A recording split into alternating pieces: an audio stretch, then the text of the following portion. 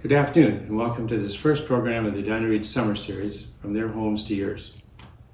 I'm Dick Crockett, and I lead the Edina Community Foundation, which started Edina Reads in 2005 as a community-wide program that encourages active reading, lifelong learning, and thoughtful conversation. In those 15 years, we've hosted some 65 Edina Reads programs, with nearly all of them arranged by my co-chair, Rini Kelly, a reference librarian at the Edina Community Library. Our work has been supported by an Edina Reads Committee that includes representatives of the Friends of the Edina Library, Edina Community Services, Edina Resource Center, Edina High School, Edina Senior Center, the League of Women Voters Edina, and the Hennepin County Library. Our programs have featured a wide range of literature, ranging from nonfiction to novels, from mysteries to poetry, and children's books to young adult novels. A good sample of those books is here in my home, along with several by today's author, Sheila OConnor. Here to introduce Sheila is Rini Kelly, who is herself an author and winner of the 2015 TART First Fiction Prize. Maureen? Good evening. My name is Maureen Millay-Smith, and I'm one of the staff librarians at the Edina Library. I'm also one of the members of the Edina Reads Committee, and like Dick Crockett, I'm here to welcome you to our Edina Reads Summer Series, where we are going to have a series of 3 writers speak from the author's house to yours. The first in this series is Sheila OConnor. Sheila was born in Minneapolis, raised in Minnesota, and received her bachelor's degree from the University of Minnesota and received an MFA in creative writing from the University of Iowa's Writers' Workshop in poetry. However, her published books are in fiction. She has written 6 books that are novels, and the first 3 are for adults. Her first novel was Tokens of Grace, published by Milkweed Press. Her second novel was published by the University of Michigan after winning a fiction prize from that institution, and it's called Where No Gods Came. Where No Gods Came also won the Minnesota Book Award for novel and short story. And in 2019, Evidence of V was published by the Rose Metal Press, and this past April 2020 also won the Minnesota Book Award for novel and short story. Sheila's 3 novels for young people are Sparrow Road, Keeping Safe the Stars, and Until Tomorrow, Mr. Marsworth. They're all for middle, elementary, into young adult readers. She would also want me to add that children's books are for everyone. She's in the middle of a 4th novel for young people, which she was working on at Yaddo, an artist residency in upstate New York. And she is also, when she is not writing, a teacher at Hamline University in their MFA and MFA for creative writing. And she's won many awards for her writing, and she teaches fiction there as well.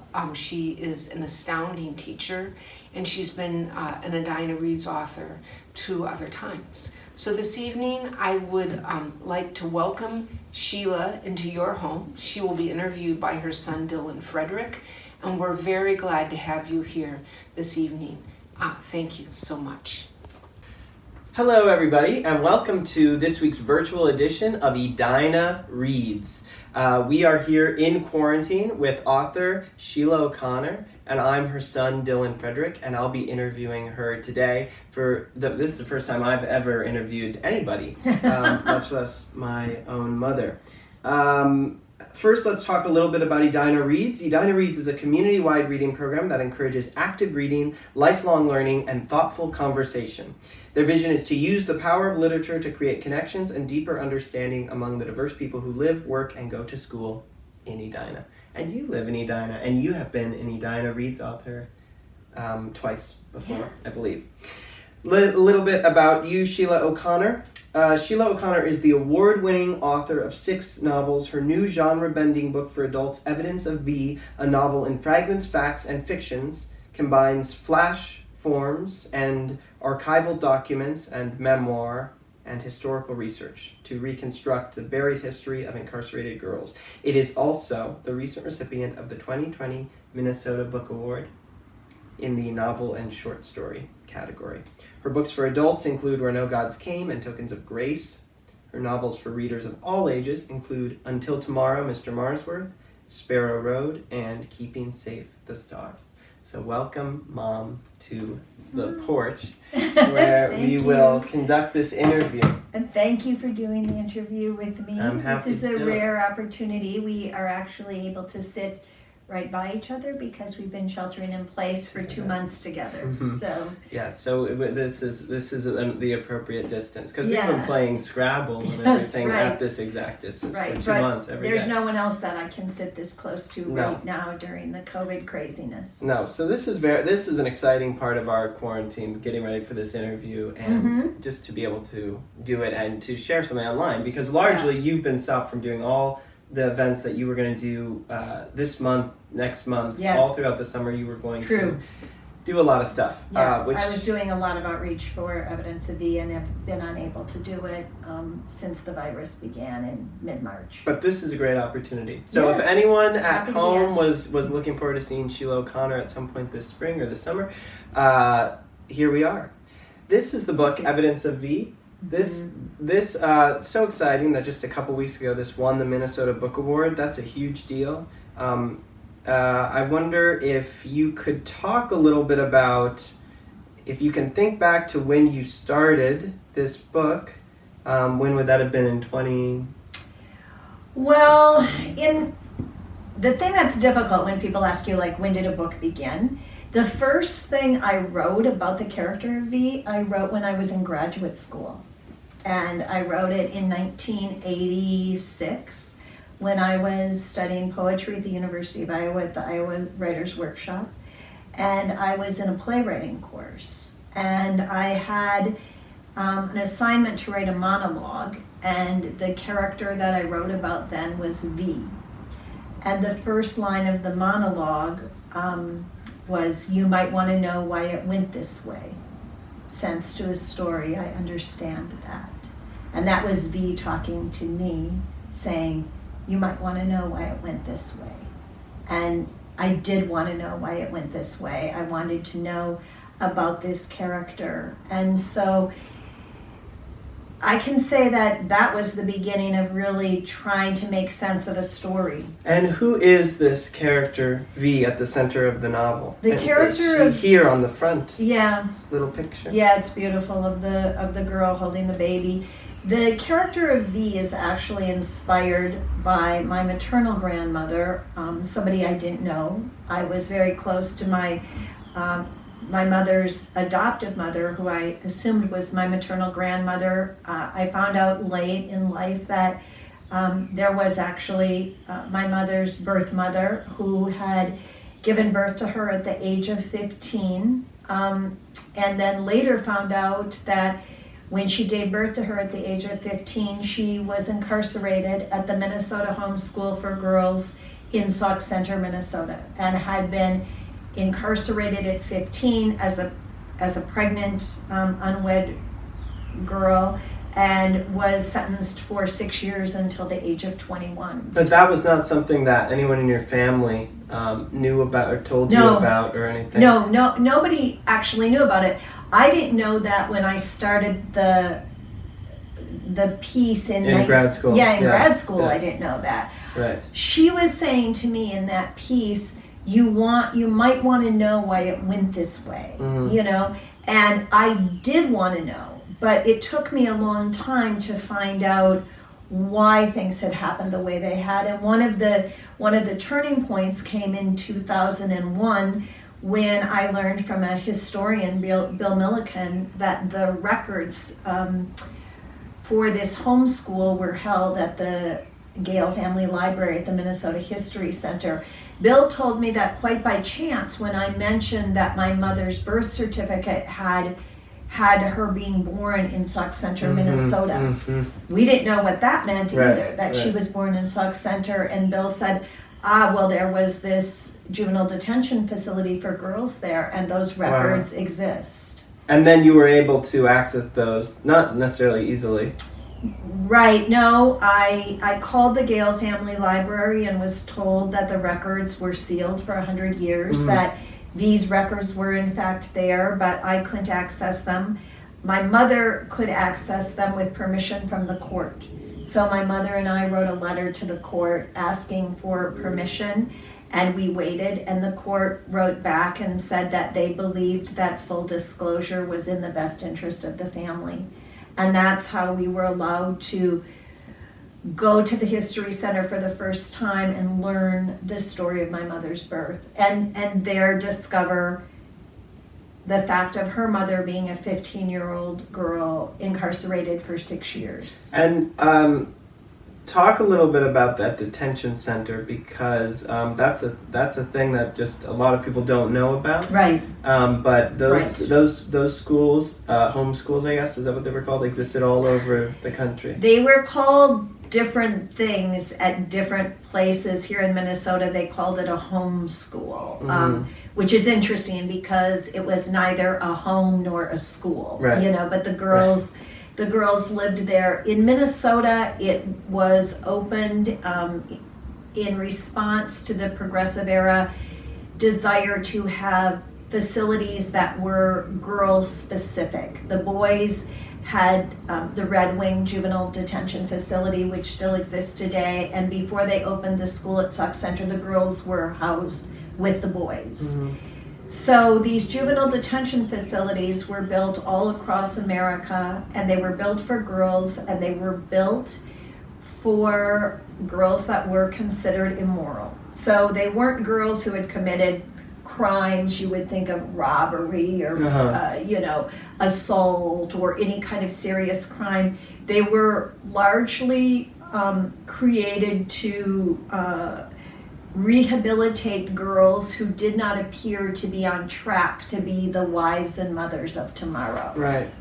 Right. So immorality Was the primary incorrigibility. What were the other offense? Well, actually, in the year that V was sentenced, they were primarily sentenced for immorality.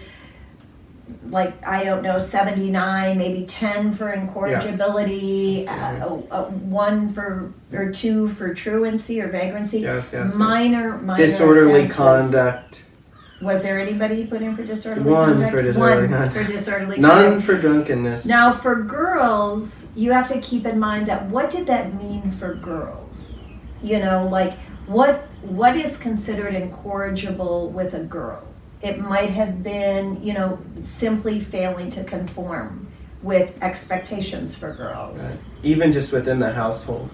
Yes, within their own families. Yes, within their own families. That would have been sufficient. Families could say, she doesn't do a good job watching the younger children. She's lazy about getting laundry done, things like that. Or just a girl aspiring to different desires than what women were allowed to have in that day. And they could be as young. On this page, you have statistics for 1936, and they're 9-year-olds, 10-year-olds. Yep, the girls started very young. I mean, V was 15. I thought the 6-year sentence for V was devastating.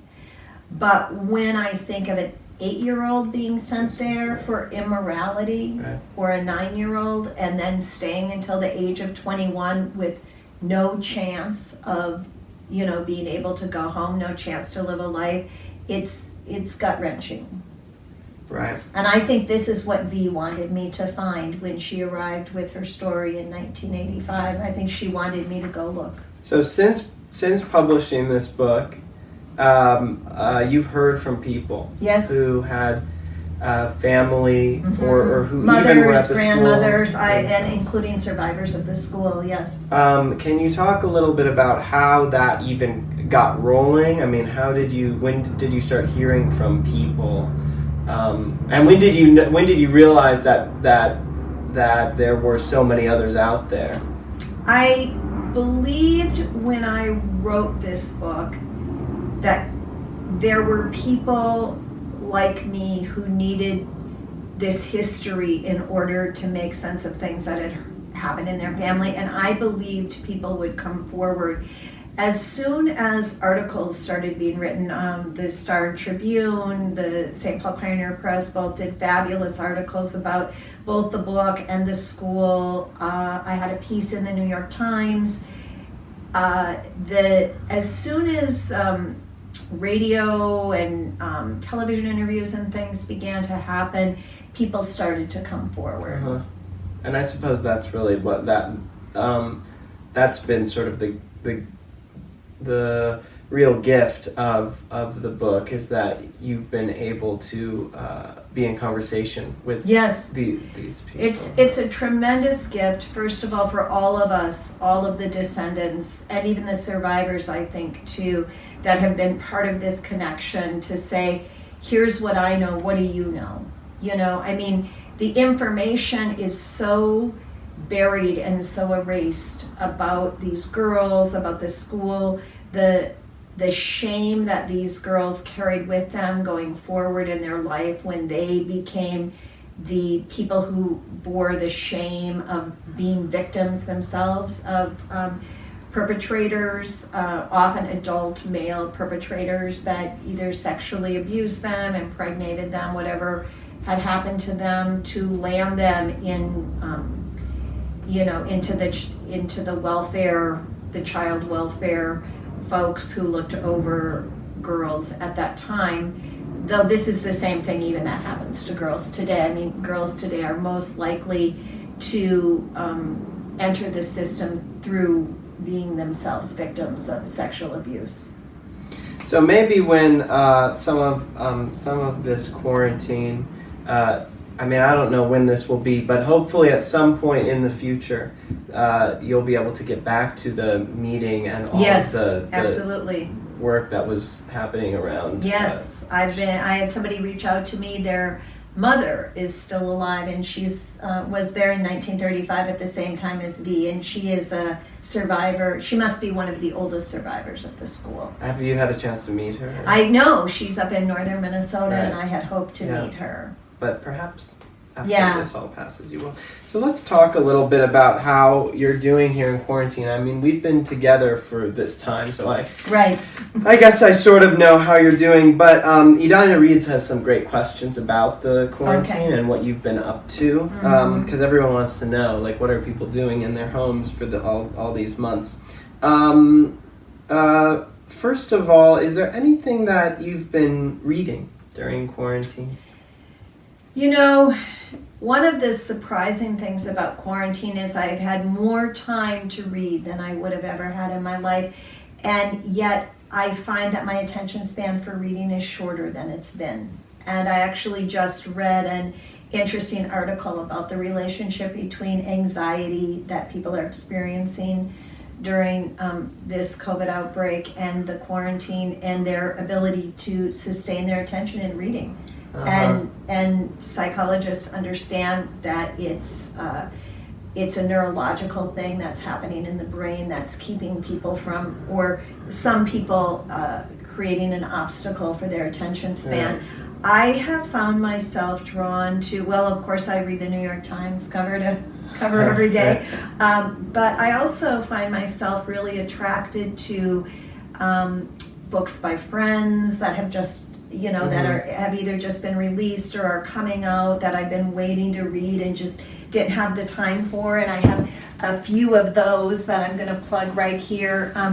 Sue Huang's Bodega, which just has arrived, is a beautiful book, and also won the Minnesota Book Award for poetry. And poetry is something that is really speaking to me at this time, and this is an incredibly powerful book. Instructions for Seeing a Ghost by Steve Bellin-Oka. This is a poet that in February, the month of February, I was actually in Yaddo in upstate New York before all this began, and it felt like was an amazing sort of time to be with fellow artists. Steve was one of the artists who was there, and this book was just released at that time. This is also poetry. Also poetry, beautiful, beautiful poetry. Instructions for Seeing a Ghost. Carrie Masrobian has this new YA book called The Whitson Daughters, which isn't that a fabulous cover? Yeah, it's a spooky cover. Yeah, it's for a spooky YA. cover. It's kind of a spooky little book, and I've been working my way through this and have a lot of enthusiasm for this book. I believe that'll be out in the fall, and I was able to get An advanced reader's review copy. Yeah, and then my friend Ron Hansen had sent me this collection of essays, again, right at the beginning of COVID, before we knew what was coming here, Hotly in Pursuit of the Real, which is a collection of essays about the writing life and, links between writing and spirituality. He's a Catholic writer that figures into it, and it's some lovely, lovely essays. And then I also had the privilege of reading a forthcoming book by my friend Narita Dittburner-Jacks. And that's beautiful. I read her poems. They'll be coming out, I think, this next year. So you can say and that Spencer Reese sent me his watercolor book. this is like 7 books that you have. Okay, I mean, so this this is is a I lot. finally have time for the Friends books, is what I'll tell you, because usually I teach full time and I write full time, and that's a demanding life. So Right. to have the leisure to read these books of people that I love and other writers I admire, that's wonderful. And poetry is a great idea for now. Yeah, I poetry, completely agree. essays. I read so many literary essays that are published online right now. And let's see. Listen to podcast Rue Freeman. She's a poet. I just listened to a beautiful poem by her on poetry the other day. So I also listen to things online. How has, this is an Edina Reed's question, how has this affected your writing, this global pandemic? Can you write? Are you writing? Well, I have a beautiful writing studio out back, as you know. And when I came home from Yaddo, I'd spent all of January and February working on a novel. And I came home and I had a little bit of the first day transition. It's always hard for me to switch places and start in again. And I had just had a very short time of that when the lockdown happened, and you left New York and came home, and we had to adjust everything in the house.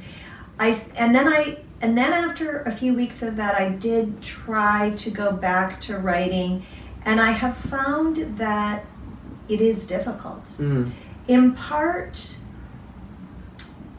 as a writer, I've always had to think about how am I in conversation with readers of this time. And given this shift in readers of this time, what is the book that's needed, or what is the book that I have to offer the world to advance some conversation? And because the world has shifted so much, I'm a little uncertain about that. What would you be doing if there was no pandemic? Well, now my plan was, because I'm on sabbatical, I was going to spend April at the Virginia Center for the Arts, where I was had been awarded a fellowship. So I would have been continuing the fellowship residencies that I had, and I would have been finishing this book, I believe, that I had deeply underway when this occurred. And then I would be traveling throughout Minnesota and elsewhere presenting on Evidence of V. I had, 25 events that were canceled, but I would also have been doing that. So writing, offering workshops, talking to different groups about this history, raising awareness of this history of incarcerated girls in Minnesota and across America. And your hope is to be able to pick up where you left off once this is all over with. Yes. How do you think that your life will be different this coming year in regards to your writing, your sense of place, your teaching? No, one thing that I really falter at is anything to do with the future. you know? Mm. So when I think about how will my life be different this year is almost an impossible thing for me to envision. I am so in a one day at a time mode. I don't know what's ahead. I don't know if I'll be back in the classroom in the fall, which will affect, my writing time. I hope something beautiful comes from it, but my concern is really for the greater world right now. This is a great question that's coming from Edina Reads. They're wondering how you imagine some of the characters in books that you have written, how they would react to COVID-19 and the stay-at-home order. So I guess the question would be with evidence Yeah. of V, how do you think that a girl like V would navigate this challenge in 2020? Well, the thing that's been very moving and interesting to me right now is that the history of these incarcerated girls continues today. I mean, people don't think about it, but girls are held in juvenile detention facilities across the United States still, often for very minor offenses. Right now, during this time, they are living in congregate living facilities and are at increased risk of contacting the virus because of the situation that they're living in. Added to that, and so I think about that. I mean, I think of what's happening to the girls today is exactly what would have happened to V. All of these girls would have been held in solitary confinement, locked into their individual rooms as they are today, allowed out only to, eat or use a bathroom, but then you've got the shared bathroom, which is a health risk. But just the intense isolation that they suffered from in 1935, that V suffered from in 1935, and the other girls did as well, would be, increased, but would also be familiar to them because they were in fact locked away themselves and could go nowhere. What about, I think about like characters from some of your books for all ages, like Rini Kelly and Until Tomorrow, Mr. Marsworth, who is the young protagonist. Maybe she is 12 or 13 years old. How old is she? That's a wonderful thing. How would Rini Kelly do during this time? I think also Rini Kelly would have fared quite well because that book is a book in which the primary relationship that unfolds between her and Mr. Marsworth unfolds through letters that Rini Kelly leaves in Mr. Marsworth's It's the mailbox. perfect time for her. And Rini Kelly herself is quite lonely that summer and sort of trapped inside her grandma's house without much to do. And so she begins this letter writing. And she doesn't actually have any, she's social distancing. Yeah, she's social distancing with everybody. Right. And she and Mr. Marsworth spend all their time social distancing. That's a very through prophetic letters. book you've written about social distancing and how to That's keep in true. touch with she's living neighbors. her own social distancing. Yep. Well, in the spirit of this quarantine and in your renewed dedication to poetry with all the poetry that you've been reading and the poetic nature of your book V, I have pulled a little poem of yours that I was looking at when I was looking at getting all the books to set them here. I thought this would be a good poem to end with. It's from a book of gratitude, prayers, poems, and prose for everyday thankfulness, and I think it's the perfect thing for this moment. Oh, thank you. It's called This. To be given all this, my one incredible life, day after day of secret blessings, to be held from the beginning in such loving, holy hands, how can I not be lucky? How can I not trust love? That's a very beautiful short poem that you've written there, and I think it's the perfect little gratitude prayer for this quarantine. So thank you for being with us. Thank you for doing the interview. It was very fun to do. And thank you for being with us. And we hope you'll tune into the next Edina Reads. And thank you to Edina Reads for all the great work that they do.